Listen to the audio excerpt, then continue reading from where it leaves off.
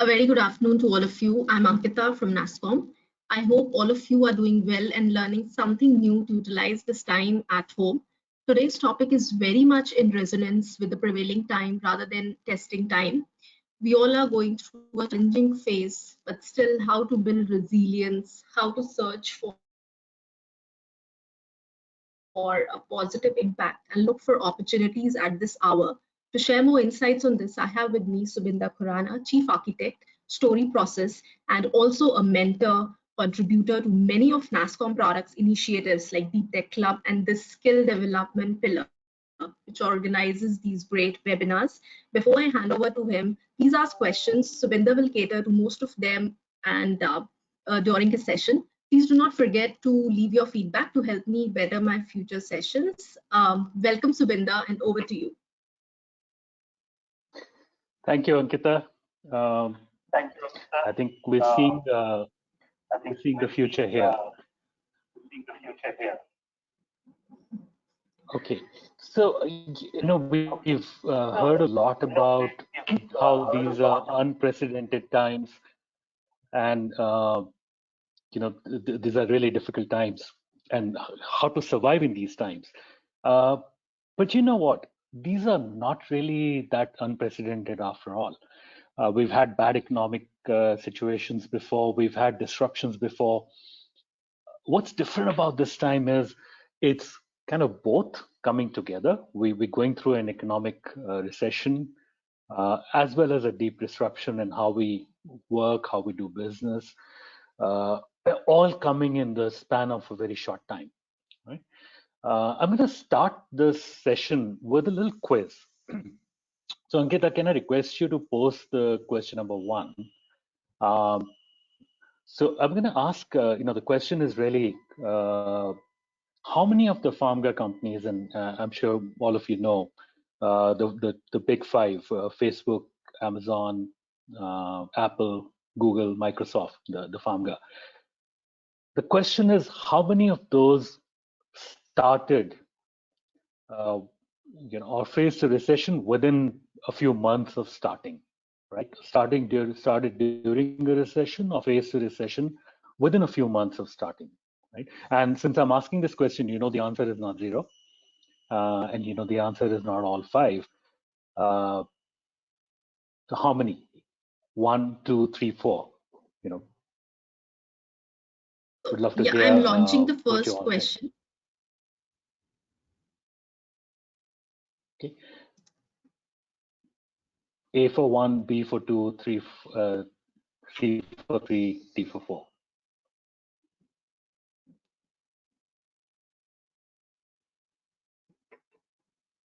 Subinder, shall I close the question now, or let the audience give more time? Responses have come in. I think the question. Can you see how many responses have come in? Yes. So I think have we can. Closed. Sure. So I have 6% says 1, 25% says 2, 42% say 3, 24% say 4, and 4% say 5. 4% say 5. Okay.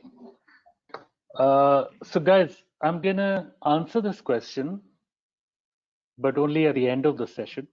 So hang around. But more than answer this question, I want you to learn how you could be one of those companies. What does it take to be one of those companies which come out as a winner in a recession? Okay. Now, as a CEO, and a CEO in a broad sense, you could be the CEO of a product, you could be the CEO of a startup, you could be the CEO of a business unit. There are only 3 priorities of a CEO. And those are: first, you got to survive. Second is you have to build strength. Third, you have to grow your business, right? Now, what happens is normally we take survival for granted, right? But every startup founder knows you have to struggle to survive, especially in the beginning. And a lot of the effort goes into, whether it's getting customers, getting investors, it's all about survival. right? Now, so the first and topmost priority is survive. If you don't survive, the rest of it is meaningless. Okay. Now, the good news is that there is plenty of there's excellent information available from some very good sources on how to best weather these tough times. And I'm going to share these links with all of you. So I'll not spend much time covering this piece because it's been covered very well by a lot of experts in the industry. And I'm just sharing a couple of links. There's plenty of other good guides available, right? And primarily they all focus on conserving cash because cash is king, especially in a bad times. Okay, the focus of this session is to go beyond survival. Okay, so we go on to how do you create a bright future, right? And every crisis presents an opportunity, and so the best CEOs very quickly figure out the survival issues, make sure the survival is ensured, so that they can really focus their mind share on taking advantage of the opportunities which a crisis creates. Okay, so this is the best time to be defining your future, and I'll talk about some of those reasons why this is the best time and how you can take advantage of those. Okay, so the first thing is, or the second priority is to build strength. Okay, um, now one of the things that a crisis does is it changes the underlying assumptions, the underlying rules. It upsets the pecking order, it upsets the priorities. Therefore, there's a lot of new learning that you have to do. Okay. And so use this time really well to learn all you can because it's a new world. We're entering a new world. So first thing is, get intimate with customers. Keep talking to customers on a regular basis. Not only do you want to understand what customers are going through, you want to understand what they are seeing as the future, because that'll help you build the right kind of products, as well as to um, understand what their problems and their priorities are, because that's the best input you can have to build products. Now, uh, the advantage of a crisis is that priorities change. Therefore, if let's say you're in an established market and you're not the market leader, now's the time you can displace market leaders because the underlying assumptions change. And I'll talk about, give you some examples of some of those. Okay? Second thing is you need to re-engineer your processes. A lot of assumptions that we had, for example, lots of companies struggle with work from home, just as an example, right? Today they found that they're able to function quite well. Um, some processes are definitely struggling, but there's a lot of processes which are working just fine without the need for travel, without the need for office. I know so many companies which are saying, we don't need as much office space anymore. We don't need to have people in the office on a regular basis. That's a massive re-engineering of processes. Are you seeing other processes, other assumptions being challenged? Now's the time to completely re-engineer processes and come out leaner and stronger. Strengthen your team, right? This is the time when you will be able to make some dream picks. Reality is, the sad reality is a lot of companies will fold. A lot of businesses will not survive this. A lot of businesses will survive, but will come out significantly weaker. That's just the reality, right? But when that happens, the opposite is also true. Some companies will come out stronger. There will be whole new opportunities which didn't exist till now. Now, one of the things which will happen is there will be people available to hire that you could not dream of hiring before, right?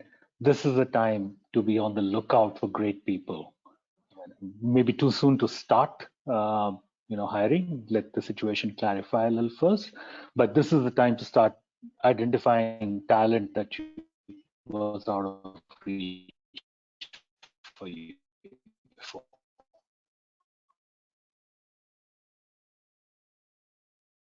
Okay. Boost capabilities. We we're learning new stuff all the time, right? And especially now, there is an opportunity to learn a lot more, right? When this, I mean, we have to prepare for the future. As you saw on the last slide, um, the uh, the time to build for this is the time that you can build for the future and take advantage of training, of coaching, of learning, because you can build capabilities which will help you become stronger as we emerge from here. And a topic very close to my heart is stories, right? Stories is what helps us connect as people, and especially as we have social distancing. A lot of it is not going away, guys. We're going to have more and more of, these gaps will continue to exist. There will be fewer face-to-face interactions. We have to build stories. I mean, this is something which we always needed. We need them more than ever now, right? And we will do other sessions. There are other resources. I'll not go into more details on here on stories, but a topic very close to my heart. And even at NASSCOM, we will do more sessions of this, especially from a go-to-market perspective. Okay. So I'm going to open it up to another question, which brings me to the next part of this talk. So, like I said, there are three parts: survive first, build strength second, and spot new opportunities. But before I talk about how you can spot new opportunities, Ankita, can we share this question with the group again? How many of you have spotted new opportunities or channels? Sure, Subinder, I'm sharing the next question. Have you spotted new opportunities of channels? Or channels? I've done. Okay. And new opportunities are Yeah. obviously new product offerings or new market segments, and new channels would be new ways of reaching customers, new sales channels, because some of the old channels will stop working now or have stopped working now.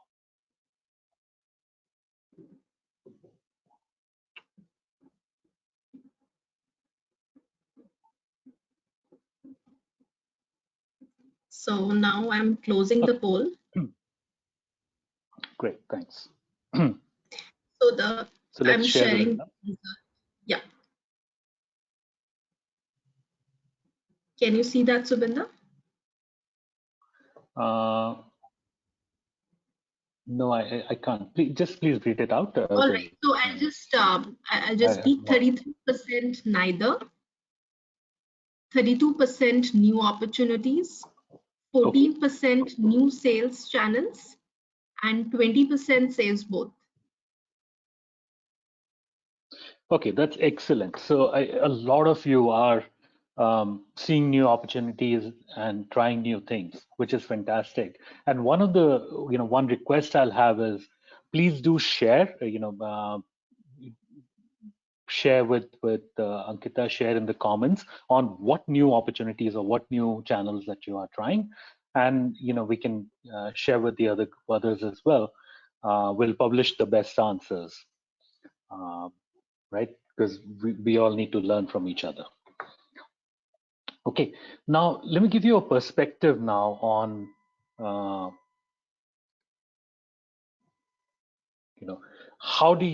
what are some of the tactics you can use? What are some of the strategies you can use to set up to grow in these times?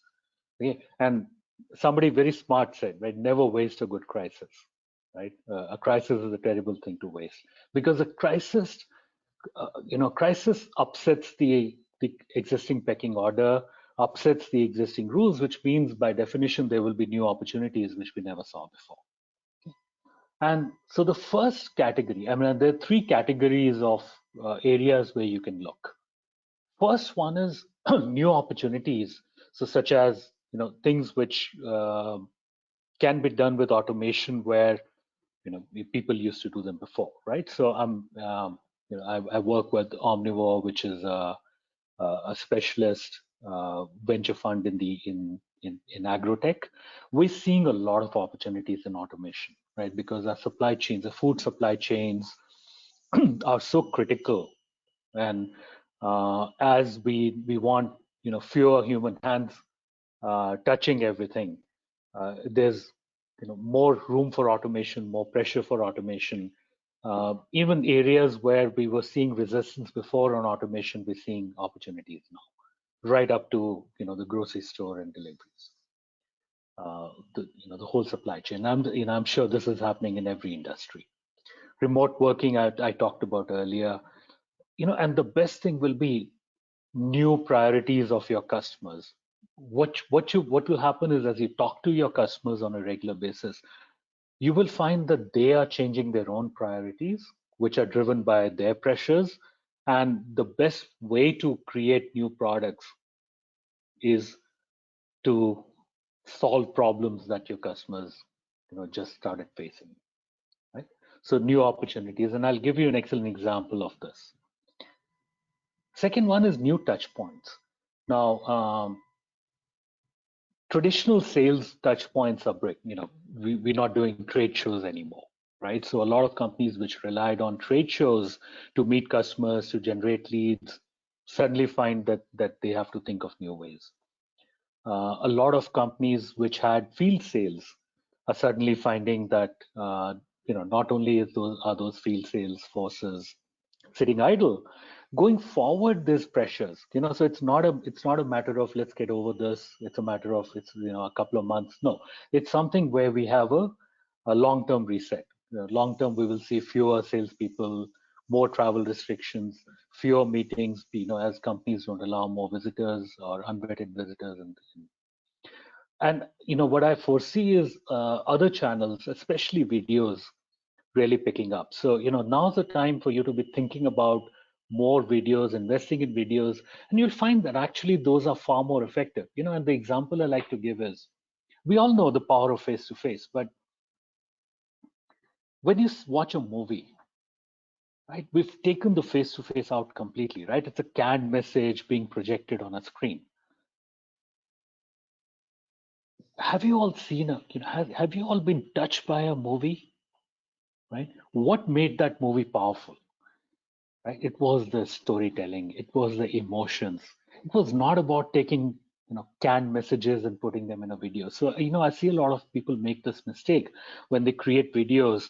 They're looking at taking the existing PowerPoints and canning them as a video, and that's actually a big mistake. That's a waste of a great asset, right?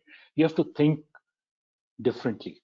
When you make videos, you have to think much more emotion, much more touching hearts, right? And again, we'll talk about that in some future sessions. The third one is, because we have a new game now, it's the term being thrown around is it's a reset. It's a reset means there's going to be new rules with new winners, right? Certain industries are going to get hit big time. Certain industries have already gotten hit big time. Other industries are going to get affected because they're upstream or downstream from those industries. So we all know, travel, hospitality, they're going to have to rethink how they do business. But any company which is a supplier to those industries is also seeing a big hit, right? And they have to think differently, and that ripple is going to affect everyone. As a result, you have to come up with new offerings. And I saw this great example which I wanted to share with you. It's a company we all know. If you go to the Airbnb homepage today, it looks very different than it did a month ago, right? It's not about holidays anymore, right? Because people are not taking holidays. And it's really about three things, which kind of illustrates the points I was making. So I'm going to, I've annotated their page. So there are really three pages, and I'm going to start from the right. On the right, you first see is the opportunistic piece, which is in the short term, they're seeing a lot more opportunity being created because of the COVID-19 situation. And I'm seeing a lot of all of you, a lot of companies are already, trying new things to address, for example, delivery of essential items, delivery of essential services, or having services for people who are having to stay at home. But I'm seeing a lot of gaps also. People are not quite addressing those yet. For example, a lot of people are feeling feeling lonely, feeling isolated, maybe even feeling scared. I think there's an opportunity to cater to those people, right? So there's opportunities, and let me just come back to that. So first is opportunistic, right? And some companies I think are going overboard. I've probably seen at least 5 to 10 new players getting into home delivery of essential items. So there's going to be a glut. Some of the obvious opportunities will have a glut, but I think some of the less obvious opportunities, there's plenty to be done. Then moving to the next one is refocus. Refocus is you look at some parts of your existing services products portfolio and say, what is it that there's an increased need or demand for now and in the future, and let's double down on those. Right? And again, you will learn these from talking to customers, not just from thinking, but really assessing what's the situation on the ground.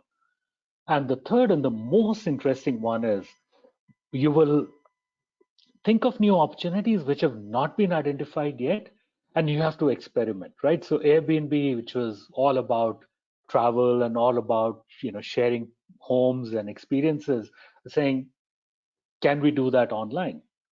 So can you have shared experiences in new countries, in new locations, but without without travel? So doing that online, right? So here's where you can get innovative. Here's where you can get creative, but experiment, right? Because you don't know what will actually work. And I think you have to start thinking of those and start experimenting, because you will discover whole new opportunities which were not there before, and end up creating whole new businesses, right? And talking about whole new businesses, I'm going to answer the question we talked about before. But in terms of some of the topics that we covered today, again, a question on what else would you like to cover in some of the sessions under NASSCOM products. So again, Ankita, can we float this survey, please? This is to invite suggestions for future topics. Sure, Subinder. All right. So here is the third question. I'm launching it now.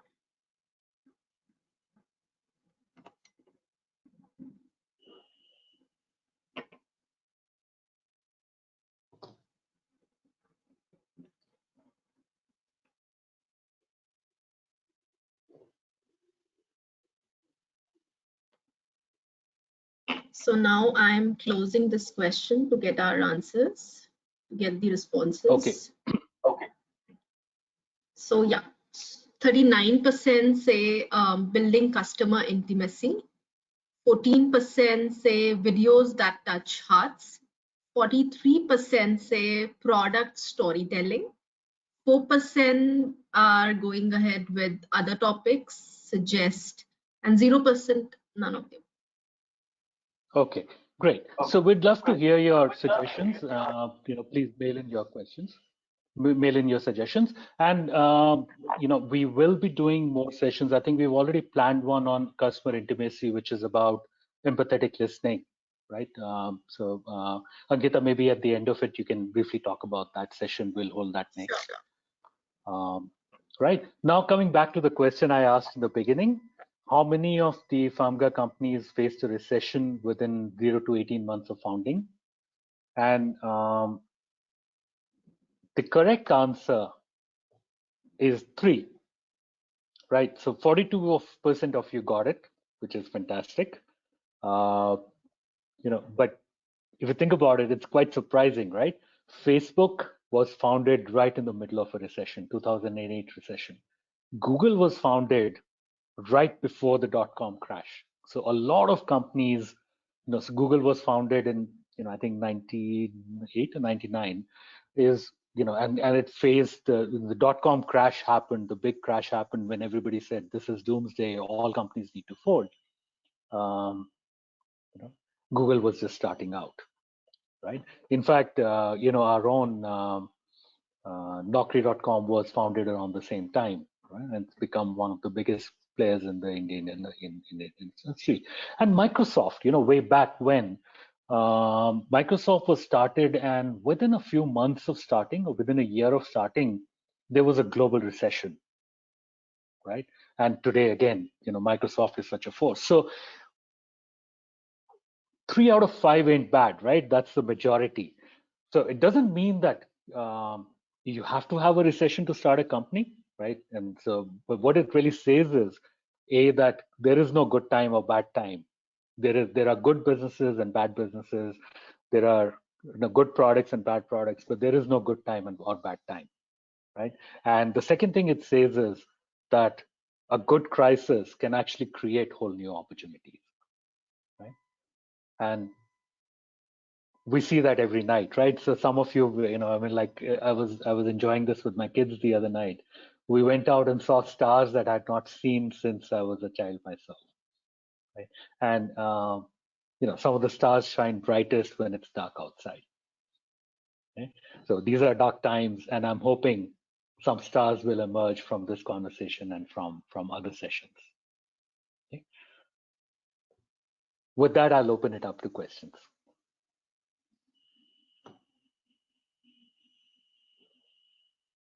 Sure, Subinder.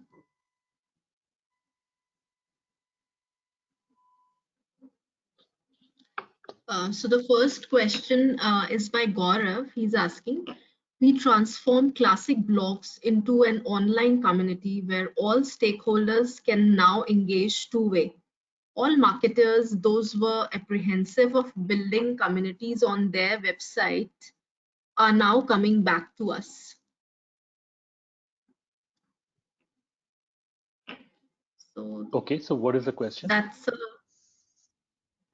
Gaurav, that's just a statement, or you are just just making a statement? I think he's sharing, like we said, let's share It's the new opportunities you're seeing. a new opportunity.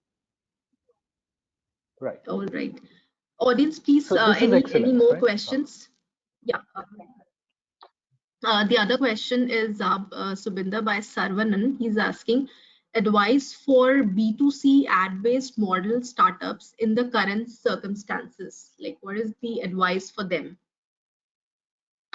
So what I would do first is to slow down the advertising, because first you gotta, advertising is sort of the last step in understanding your customer.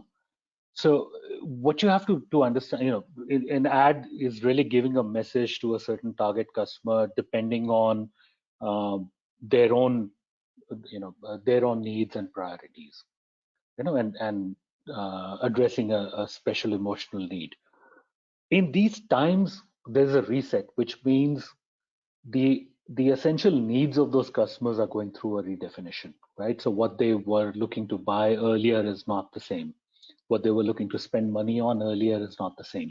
So now's the time where you have to sort of go back to the drawing board and re-understand your customer, right? Assess whether some of the underlying the underlying understanding you have of your customer has changed, or is it still persistent, first of all.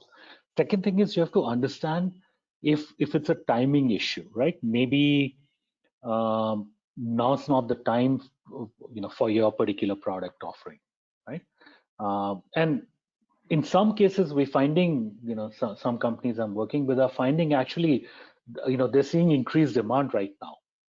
Okay. So in which case you wanna double down and really get your message out, right? So it's really, there's no stock answer. You have to go back to first principles, understand your customer all over again, understand their needs and priorities, understand the message you want to give, right? And then rethink your advertising strategy.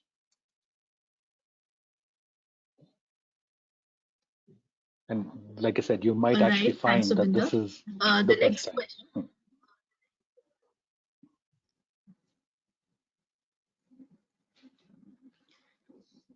All right. Yeah, go Thanks. on. The second question is by Senthil Kumar. He's asking, how can we identify new market opportunities? There's another question along with that. Would an email reach out with longer follow-ups be a good medium to reach out to customers? Okay, so let's go one at a time. So identify new markets. Now there is no science to it, right? There are a few things that you should do. There are certain best practices, And then there is an art. It's just like finding new opportunities in any environment, finding product market fit. So what you have to do is first and foremost is keep talking to customers, right? Uh, so keep an ear on the ground, keep an eye out for new opportunities. And the best thing you can do is be talking to customers on a regular basis. Um, and it's not idle chit chat. There is a way that you can talk to customers which will help you understand their needs. And in fact, in the session I talked about empathetic learning, we will actually go deeper into how do you structure your conversations, what kind of questions do you ask, what do you listen for in those answers to help you identify where the real opportunities or the real customer needs are, right? So first and foremost, it's talking to customers, understanding them more deeply. Second thing is you have to run a lot of experiments. So just like the Airbnb example I showed, what you need to do is come up with a good hypothesis, test it, right? You have to do tests with a small market, do some A/B testing, really figure out. It's like you have to put your startup thinking hat again,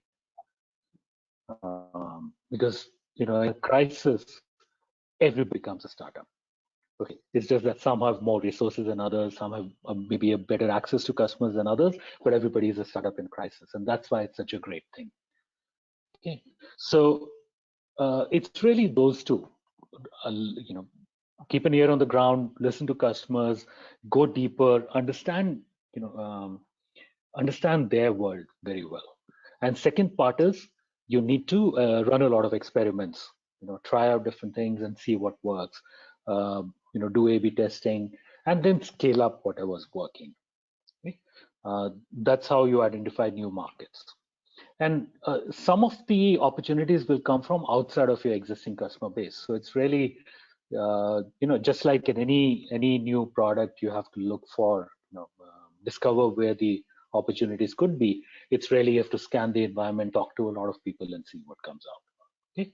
In terms of the emails, yes, absolutely. We need to engage more with emails. I think emails have always been a very powerful medium. Even when people have been saying emails are dead, actually they've been probably the most effective way of reaching out. The part which I think we need to change about emails is we need to get much more emotional. In the past, we had the luxury of having face-to-face interactions, which is going to get curtailed even after, even after the lockdown's over. We're going to have fewer face-to-face opportunities, which means all of our collaterals, all of our communication has to carry more of that load. Now, what does face-to-face do? Face-to-face helps us make deeper connections with people. It helps us connect, understand people, and connect emotionally, inspire. Which whereas more text mediums have been more about giving information, right? So while informing, while providing details, providing answers, those are still important. What is equally important and where there is a huge gap is in making the human connection, making the emotional connections, storytelling. That's where emails have to step up, right? So your individual emails have to tell stories, your whole campaign has to tell stories. And that's, I think, the gap which we as an industry have to get better at across the board. Okay, and I'm a lot of you recognize this because when I saw the questions, a majority of the people asked for product storytelling as a session, which will cover a lot of these pieces. Okay, next question, please. All right, thank you, Subinder. Next question is by Anupam Saronwala. He's saying, great talk, Subinder. And his question is, for companies to survive, what is the timeline that they should plan their cash flow, etc.? Okay, the standard answer is plan for 18 months. Okay, and different people have given different formulas. So you kind of go back and say, there's really not much sacred, which means a lot of contracts will get cancelled. So you need to also start maybe realigning some costs and discretionary spends. So I mean, I really look at it as three pieces. The 0 to 1 month, three phases. 0 to 1 month is phase one, 3 to 6 months is phase two, and up to 18 months is phase three. The first phase was all about, it's a crisis which hit us very, very suddenly. Most companies, most people were not prepared. And more importantly, the situation was changing on a day-to-day basis. We're still in a lot of confusion, but in the not like the first few days that the crisis hit. Um, Suddenly people found that they couldn't open the offices. People, the employees. There were some crucial functions which people had to work from home. Some companies had those infrastructure set up, some did not. There was no clarity on who could come to office or what supplies could work. Anybody who had ground operations had to figure out. I mean, I know companies where they had demand but couldn't supply, and the reverse was also true. They had operations going, but logistics issues. So the first few days were all about discovering, or managing crisis on a day-to-day basis. I think we're about at the tail end of that period. We're still waiting on, how much of an extension we will have on this lockdown, and how it's going to be relaxed. But it's coming more gently, and we're more prepared. I think we're entering the phase two now. Phase two is where, from 1 month to 3 to 6 months, is when we discover the new rules, right? And this is from talking to customers. You kind of figure out what has changed, what is permanent, what is temporary, which of your products will continue to work, which ones you have to double down on, which ones you probably don't need at all, right? Or which ones will take a big hit. Okay, so at this point, like Anupam is saying, you have to conserve cash, right? And you can't expect any new funding coming in. If you're one of the lucky few who get it, kudos and great for you. But let's not plan on that. What you have to plan on is a curtailment of revenue. You have to expect that some of your revenue will go away. Even some of the confirmed long-term revenue is questionable right now, right? So at this stage, within that phase, your focus should be on, while you're conserving cash, learn as much as you can, right? And at this stage, you will have figured out the new rules, which was, the part two of the presentation I talked about. And have a plan of action on how you're going to emerge stronger from this crisis. And the phase three is, up to 18 months, when the new, sort of the new world will be defined and the rules kind of laid out. At that point, you have to experiment as much as you can. So you have to conserve some cash that you have the capital to experiment, right?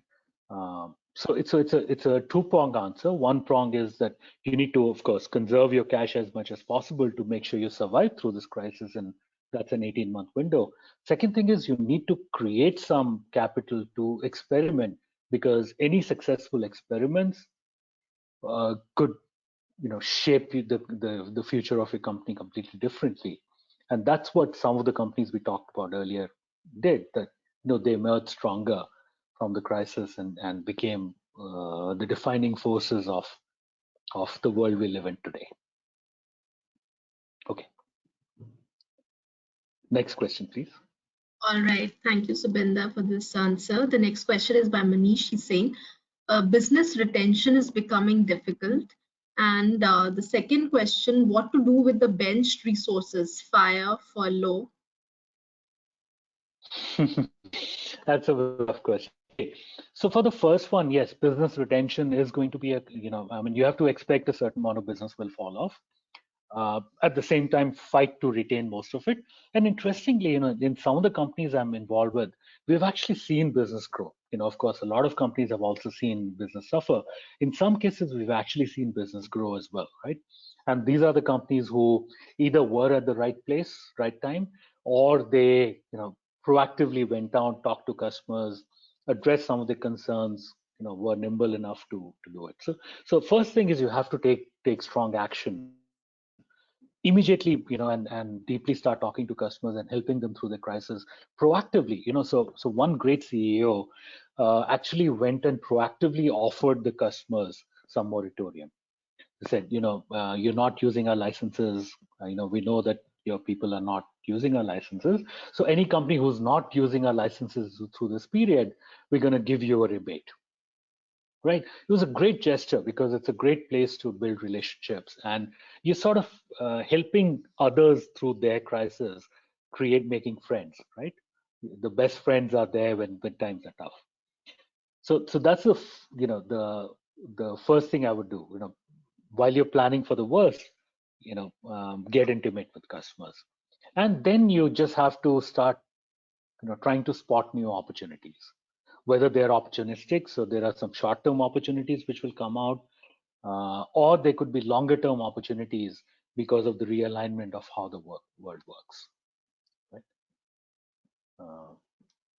So there is no script for this. There is only a script for the things you can do, but then you have to discover the answer, and everybody will have to discover their own answer, and unfortunately some will not have an answer.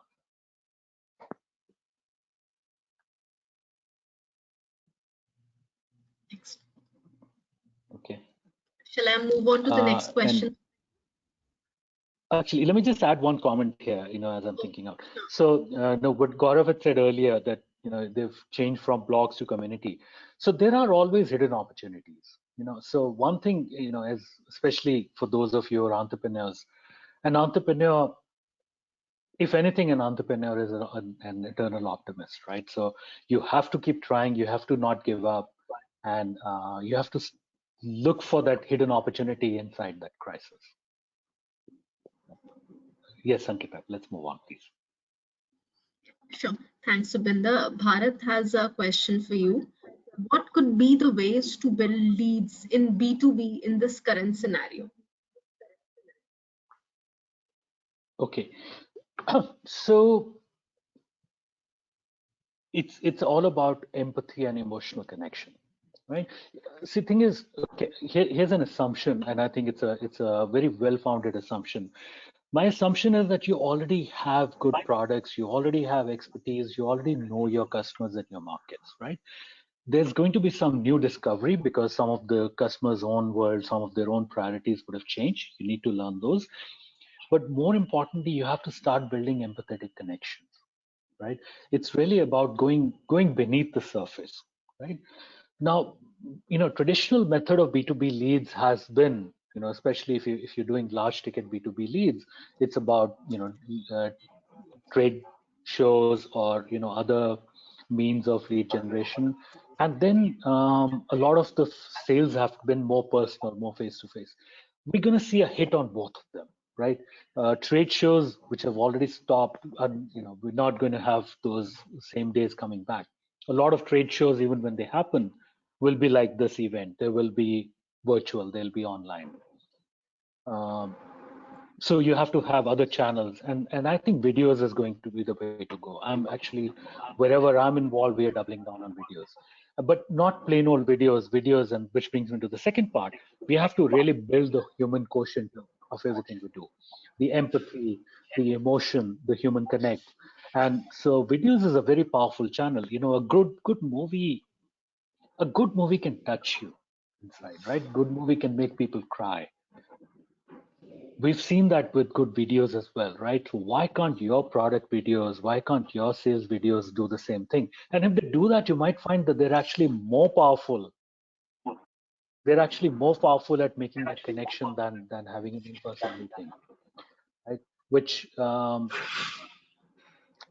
mean, they're better in every other way, right? They are more quality controlled. You can have a wider reach. There's a lower cost. If you could also get the human quotient up in videos, I think it's a disruption waiting to happen.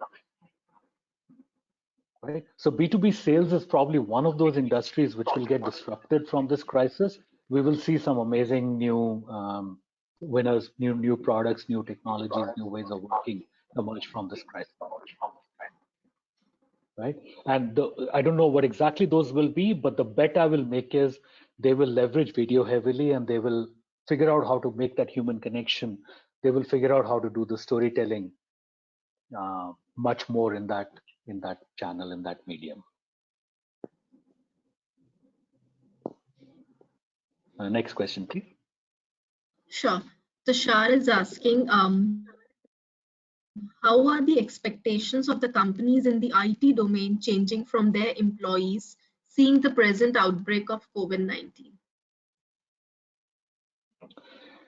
Okay, and I think there was a question earlier which I missed on, how to deal with the bench. Okay, so okay, let me just start with, I'm seeing some companies see increased demand. Actually, it's ironical, but in the IT sector, I see some companies seeing an increase in outsourcing, increase in demand, though more on the services side. I think the products will have to probably reconfigure themselves, and you know may not be a whole lot of changes, but we will see much more pressure on automation, much more pressure on new ways of working, which will be supported by products. So I expect we will see some more opportunities there as well. Now, but coming back to the question here,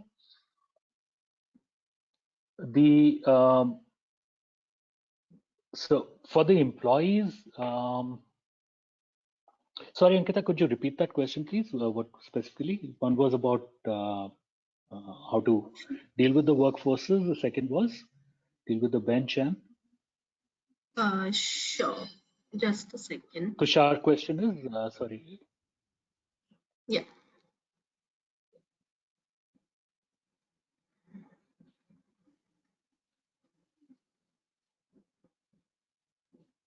Yeah, so he's saying, how are the expectations of the companies in the IT domain changing from their employees, Great. seeing the So present I think, outbreak of COVID-19? So I think basically it's mostly about work from home right now. That I haven't seen any other major change quite yet. It's really about being able to work more effectively from home. And so be able to, and I think IT industry has always had remote teams, it always had distributed teams, so it's really more of the same. I think when I talk to a lot of the leaders in the IT industry today, what I'm hearing is a lot of them are really pleasantly surprised at how effectively we've been able to manage without having all the employees come into office, and they plan to do more of that. So I think it's really about learning to be more effective in those remote environments, and be able to communicate better, right? And I expect to see a much more increased focus of our HR talent management teams also in that area. And of course, I expect a whole lot of new products which will help manage and manage work across distributed teams. Okay. And in terms of being able to utilize the people who are, I think a lot of companies I see are in the wait and watch mode. Net, I don't think for IT industry we would see a whole lot of retrenchment. Net, the demand should only go up. There may be blips which are temporary, right? And of course, we will see some companies which will emerge ahead, some companies which will emerge behind, just like in any other crisis. But net, I think the IT industry will come out positively from this.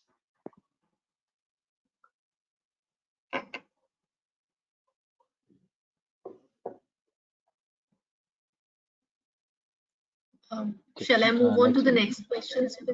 Sure. Yes. Sampath has a question for you. He's asking, my organization wants to reduce product owner jobs. How I need to prepare for this kind of challenge?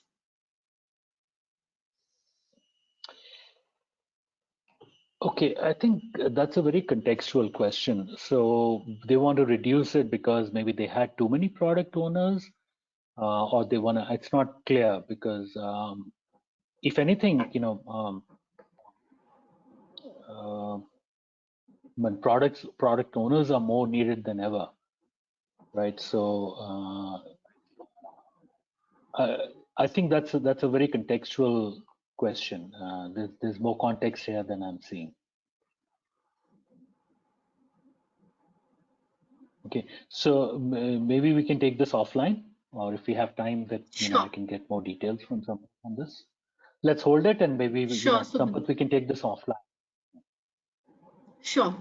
So Sampath, we will take your question offline after the session. The next question is by Vaibhav. He's asking, in lockdown situation, how to hunt for new customers? Okay, so this is the same question which came out before, right? How do you generate more B2B leads? Bharat had that question. So I think it's going to be about the two most effective channels will be social media and referrals. Right now, I think you have to be solving a very immediate pain for a customer, right? You can't be. It's not the normal hunting where customers are probably not looking to buy products. It's not business as usual.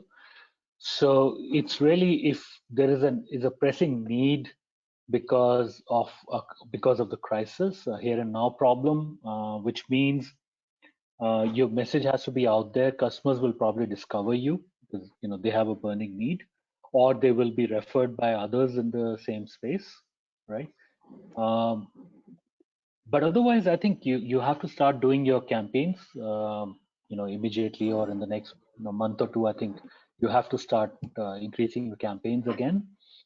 Now's the time to start experimenting with new messages because you want to have those tested when you want to scale up your marketing campaigns, right? But mostly, I think the only real change is you can't rely on in-person channels. You can't rely on trade shows. You can't rely on in-person meetings for new customers. But otherwise, it's the same channels, except you have to, invest more strongly. And like I said, build the human connect, build the emotions and the storytelling in those. Next question, please. Sure. Dhriti has a question.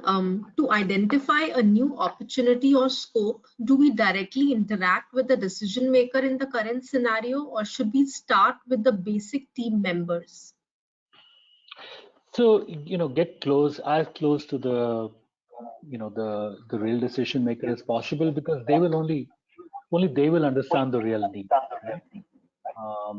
And like I said, right now, most people are only worrying about their most critical needs, right? So it's not about routine purchases; it's about the most critical needs. So yes, get as close to the decision maker as possible, right? Sure. Because that's when you get the authentic information, and they will want to take a decision very quickly in that situation. All right, Subinder, the next question is by Vishal. He's saying, if this remote working is going to be the norm and there will be overdose of webinars and emails, how do we keep ourselves relevant so that customers do see us? Okay, that's a great question, right? So yes, expect that you will have less face time with customers. Expect that you will have far more of online interactions. Now, if you're working in an offshore environment, this is anyway normal, right? Except for your onshore counterparts. But for sales, for a lot of the customer service functions, yeah, you do have face time. I think what we have to do, and this is not just the individual people, but companies as a whole, have to develop this whole new competency, what I call the human quotient, right? The human skills, which is about making emotional connections, more empathy, more storytelling, because social distancing doesn't mean less human connection. And the example I'll give is we already saw that happen in technology. So in technology, for some of you who are old enough to remember before the internet, before you had distributed computing. I used to program in those days, and you used to have all the code in the same machine, right? All the code was right there. And then we went into these APIs, and earlier you used to embed any third-party code in your code.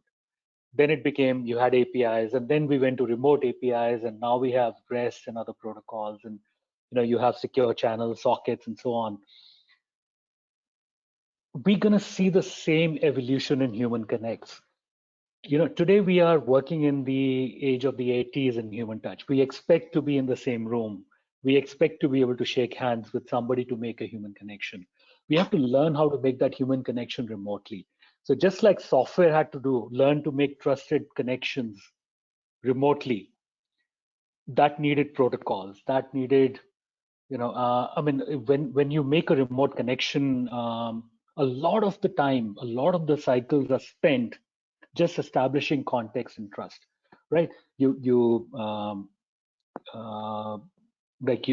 set up a call, you set up a TCP channel, you set up a secure socket, you set up you discover the dictionary, right? Before you can start exchanging information when you have two computers talking, right? Whereas in the human case, we expect to be able to start exchanging information immediately, right? In an email or remotely. When people meet face to face, we spend a lot of time in small talk and getting to know each other, right? That's really establishing that channel. We'll have to structure that process in a remote sense. So I don't know if I'm making sense here, but that's really what I believe. It's all about how do you create a process for empathy? How do you create a process for human connections? Because we're not going to have the opportunity to be face to face, just like we don't have the opportunity to be on the same computer. The two code bases are not on the same CPU anymore. Two people are not in the same room anymore. They still have to communicate as effectively. And the good news is, once we learn how to do that, we will have the same power that the internet brought to software. We'll have the same power to human connections. Okay, so it's about in remote working, we'll have to learn whole new competencies, and it'll have to be at every level. It'll have to be at the level of companies. It'll have to be at the level of teams, and then at the level of individuals.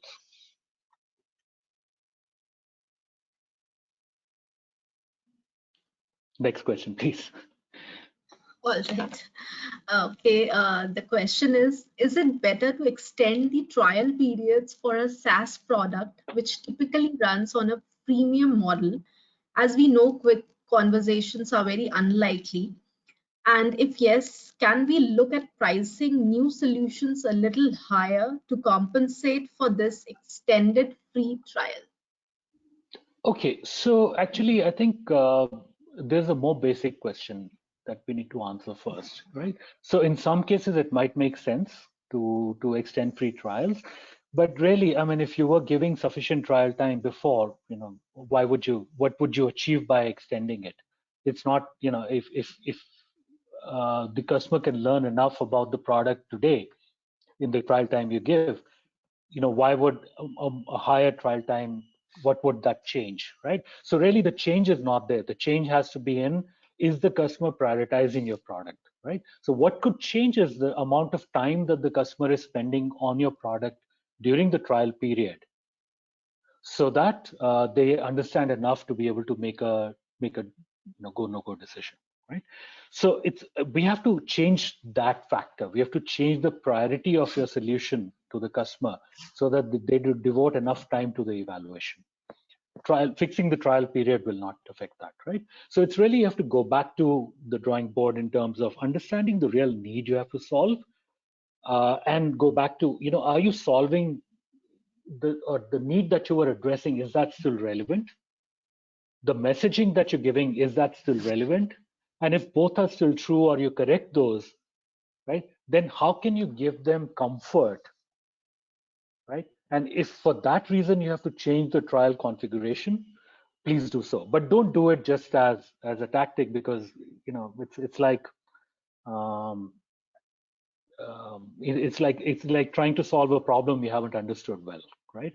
So go understand the problem first. Is it because customers' needs have changed and so they're not looking for your product?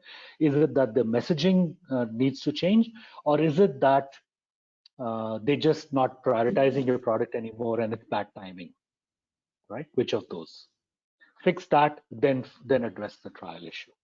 Right. And similarly, the pricing. The pricing is a reflection of the value that you give your customer.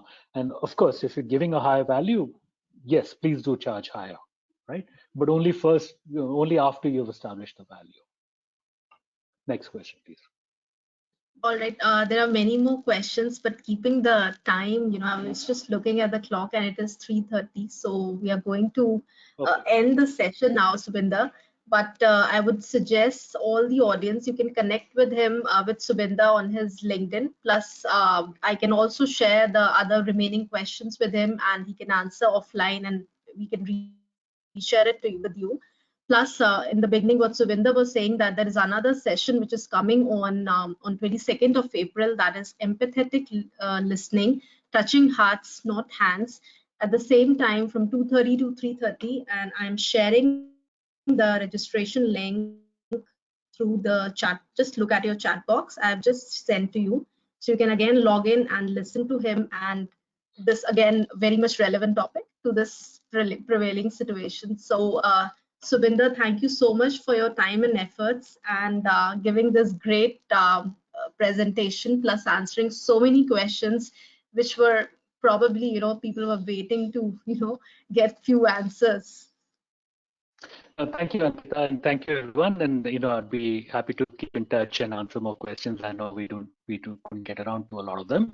And just a quick one on that session about empathetic listening. Now, we all understand the value of empathy. In this session, we'll get into the how. On is there a structured way to build empathy with your audiences, especially when you're not in the same room, right? So exactly what we need right now. Thank you. All right. Thank you, Subinder. Thank you, everyone, for attending the session. Thanks, everyone. Thank you.